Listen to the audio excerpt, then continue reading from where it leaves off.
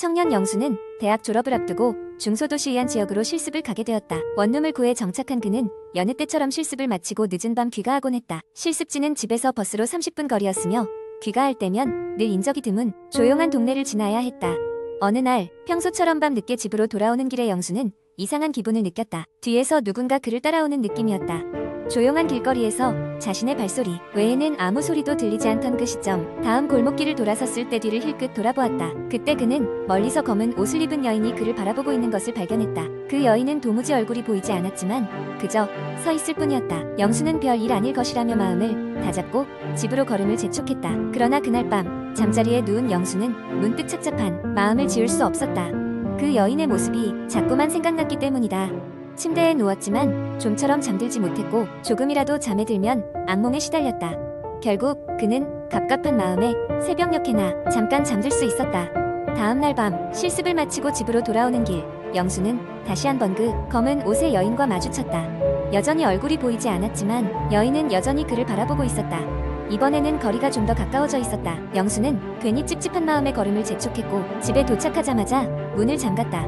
그날 밤도 마찬가지로 악몽에 시달렸다. 꿈속에서 그는 어디론가 끌려가고 있었고 그 앞에는 검은 옷의 여인이 서 있었다. 그녀는 뒷모습만을 보이고 있었는데 영수는 누군가 자신을 계속해서 부르고 있는 목소리를 분명히 들을 수 있었다. 며칠 동안 반복된 같은 상황에 영수는 점점 지쳐갔다. 매일 밤 같은 길을 걸을 때마다 그는 검은 옷의 여인을 보았고 그 여인은 점점 더 가까워지고 있었다. 급기야 그는 친구들과 상의하기로 했다. 친구들은 영수를 걱정하며 그에게 다른 길로 돌아가 보라고 조언했다. 영수는 친구들의 조언을 받아들여 다음 날은 평소의 경로를 피하고 다른 길로 돌아가기로 했다. 그리고 다른 길로 가던 중 그는 한 폐가 앞을 지나게 되었다. 그곳은 전에 한 번도 본 적이 없는 기이한 집이었다. 마치 초대라도 받았다는 듯이 그 집 앞에 다다르자 이상한 기운을 느꼈다. 뭔가에 이끌린 듯 발걸음을 뗐고 집으로 들어가게 되었다. 집안은 오래된 먼지와 습한 냄새로 가득 찼으며 낡고 사용된 흔적이 없었다.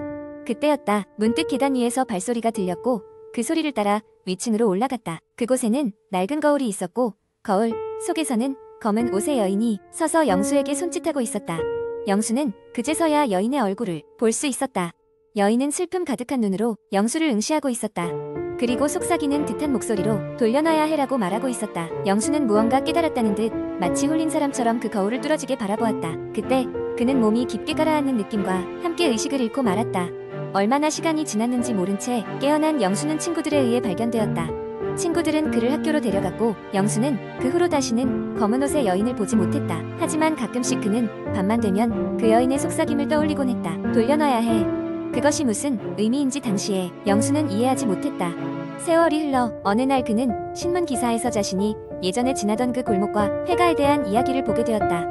오래전 그곳에서 어떤 여인이 실종되었고 아직도 그녀의 행방이 묘연하다는 기사였다. 순간 영수는 한기가 그의 등을 타고 흐르는 것을 느꼈다. 신문 속 사진의 여인은 분명 그 검은 옷의 여인이었기 때문이다. 영수는 그제야 여인의 속삭임을 이해할 수 있었다. 자신의 원한을 풀어달라고 부탁했던 것이 아닐까. 그 사건 이후 영수는 담담히 그 동네를 다시 찾았고 회가는 철거되었지만 그 장소에 작은 기념비를 세웠다. 여인의 안식을 바라는 마음으로 말이다. 시간은 흘렀고 영수에게 그 여인은 잊을 수 없는 과거의 한 조각으로 남아있었다. 그런 기묘한 체험은 다시 없을 것이라고 믿었지만 밤이 될 때마다 그는 슬픈 눈으로 자신을 바라보던 그녀의 얼굴을 떠올리곤 했다. 그리고 그럴 때마다 여전히 귓가에는 희미한 속삭임이 맴돌았다. 돌려놔야 해. 두 번째 이야기, 한적한 시골 마을에 이민수라는 젊은 남자가 살고 있었다. 그는 도시 생활에 지쳐 고향으로 돌아와 부모님이 남긴 작은 집에서 혼자 살고 있었다. 마을은 평소 조용했으며 특별한 일 없이 시간이 흘러가고 있었다. 어느 날 비가 억수같이 쏟아졌다. 민수는 창문을 통해 내리는 비를 바라보며 따뜻한 차 한 잔을 준비하고 있었다. 그런 순간 갑자기 문을 두드리는 소리가 들렸다. 놀란 민수는 누가 이 험한 날씨에 자신의 집을 찾아왔는지 궁금했다. 문을 열자 한 노파가 비에 흠뻑 젖은 상태로 서 있었다. 젊은이, 하루만 묵어갈 곳을 제공해줄 수 있겠어? 노파는 떨리는 목소리로 부탁했다. 그녀의 모습은 날꼬해진 옷을 입고 있어서 더 초라해 보였고 안쓰러웠다. 민수는 그녀를 안으로 모시고 온도를 올려가며 따뜻한 차를 내어드렸다. 노파는 조용히 차를 마시며 간간히 민수에게 고맙다는 인사를 건넸다. 민수는 그저 마음이 놓여 웃으며 그녀의 이야기를 들어주었다. 그녀는 자신이 이 마을에서 멀지 않은 곳에 사는 사람이었으나 이사 중이어서 갈 곳이 없다고 했다. 그날 밤 민수는 노파를 손님용 방에서 쉬게 했고 그렇게 밤이 깊어갔다. 새벽녘 민수는 이상한 소리에 잠에서 깼다. 무언가 긁히는 듯한 소리와 함께 가볍게 문을 두드리는 소리가 집 안에 울려 퍼졌다. 그는 조심스럽게 일어나 소리의 근원을 찾아 나섰다. 그리고 그는 노파가 묵고 있는 방 앞에서 문을 열어보았지만 방은 비어 있었다. 점점 불안감이 엄습해오자 민수는 문을 나서며 노파를 불러보았지만 아무런 대답도 들리지 않았다. 대신 마당 한편에서 무언가가 바스락거리는 소리가 났다. 민수는 등을 좀 더 바짝 펴고 마당 쪽으로 걸음을 옮겼다. 밖은 여전히 비가 내리고 있었고 형체가 제대로 보이지 않는 어둠이 그를 맞이했다. 하지만 금방 그는 무언가 이상하다는 것을 느꼈다. 마당에 있는 오래된 나무 아래 한 여자가 무릎을 꿇고 있었다. 그녀는 노파였다. 그녀는 땅에 무언가를 그리면서 이상한 주문을 외우고 있었다. 이게 뭐죠? 민수가 대차게 물었지만 노파는 대답하지 않았다. 대신 더욱 빠르게 주문을 외기 시작했다. 순간 주위의 공기가 차갑게 식어감과 동시에 민수는 몸이 얼어붙는 느낌을 받았다. 이해할 수 없는 공포가 그를 엄습해왔고 그는 본능적으로 한 걸음 물러섰다. 그때 나무의 그림자가 기이하게 민수를 감싸기 시작했고 그의 의식은 점점 멀어져 갔다. 다음 날 아침 민수는 자기 집 마당에서 깨어났다. 그는 머리가 아프고 몸이 무거웠다. 주위를 둘러보니 노파는 어디에도 없었다. 이상한 체험으로 인해 혼란스러웠지만 민수는 그냥 꿈이었으리라 애써 자신을 달랬다. 하지만 그날 이후로 민수는 가끔씩 자신이 노파의 목소리를 듣는다는 기묘한 느낌을 받았다. 젊은이, 고마워요. 어디에선가 들려오는 그 목소리는 비가 오는 날이면 어김없이 울려 퍼졌고 민수는 그 소리에 자꾸만 신경이 곤두섰다. 어느새 그 목소리는 민수의 일상에 깊이 침투해 그를 계속 불안하게 만들었다. 이후 민수는 그 집을 떠나 도시로 되돌아갔지만 비가 오는 날마다 그는 끊임없이 그 노파의 목소리를 들리게 되었고 그 집에서 무슨 일이 있었는지 풀 수 없는 미스터리는 그를 평생 따라다녔다. 세 번째 이야기, 한적한 시골 마을에 민수라는 청년이 살고 있었다. 민수는 서울로 대학을 가기 전 마지막 여름 방학을 고향에서 보내고 있었다. 여름 저녁의 더위를 피해 마을 주변을 산책하며 시간을 보내곤 했던 그는 어느 날 마을에서 조금 떨어진 오래된 폐가를 발견하게 되었다.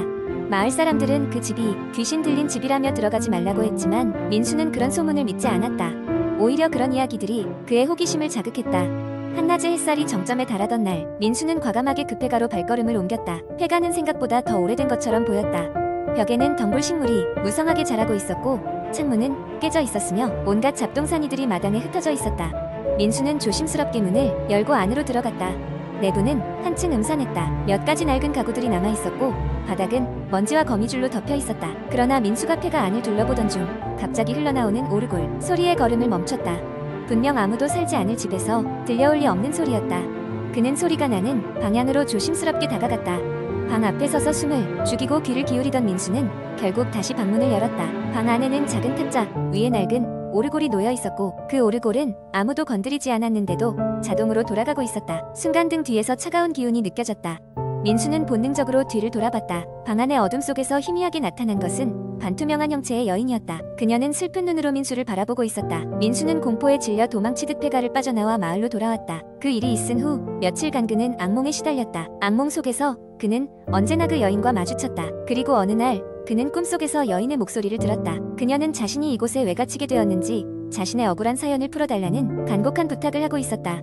민수는 자신이 그곳에서 본 것이 꿈이나 환상이 아님을 깨달았다. 그래서 그는 폐가의 비밀을 풀어보기로 결심했다. 오랜 시간 마을 어르신들을 찾아다니며 폐가에 관한 이야기를 모았다. 여인은 그 지배의 주인의 딸이었는데 젊은 시절 사랑했던 사람과 이루어지지 못해 스스로 목숨을 끊었다는 비극적인 사연을 알게 되었다. 마을의 전설에 따르면 그녀는 오르골을 들으며 그 사람을 기다리다가 이승을 떠났다고 했다. 민수는 그녀를 위해 그 사람이 남겼던 마지막 편지를 찾아 폐가 안에 남겼다. 그리고 그날 밤 그는 꿈에서 다시 여인을 만날 수 있었다. 이젠 그녀의 얼굴에 슬픔 대신 평온한 미소가 드리워져 있었다. 그 후로 폐가에서는 더 이상 오르골 소리가 들리지 않았고 마을 사람들은 민수가 여인의 영혼을 구원해 주었다며 고마워했다. 여름 방학이 끝날 무렵 민수는 서울로 돌아갔지만 그가 겪었던 그 기묘한 시간들은 오래도록 잊을 수 없는 기억으로 남아있었다. 그리고 마을 사람들은 가끔 그 폐가를 찾는 낯선 발소리를 들을 때면 그들이 모두 잊고 지냈던 여인의 슬픈 사랑 이야기를 조용히 되새기곤 했다.